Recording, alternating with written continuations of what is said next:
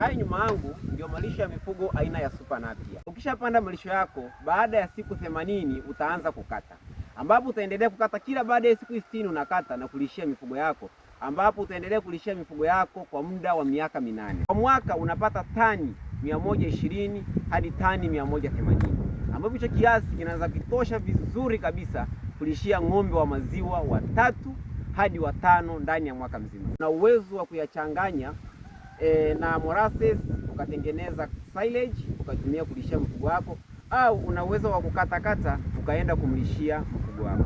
Unapoenda kupanda Super Napier, hakikisha kwamba unachagua vipando bora. Miongoni mwa vipando bora ni hiki hapo nimekishika, ambacho kina pingili 3. Pingili 2 zitaingia kwenye udongo na hii pingili 1 itabaki. Shambani kwetu tuna vipando vya Super Napier, Red Napier, Junkao na Guatemala. Karibu sana uweze kujipatia vipando kwa gharama ambayo ni nafuu kabisa.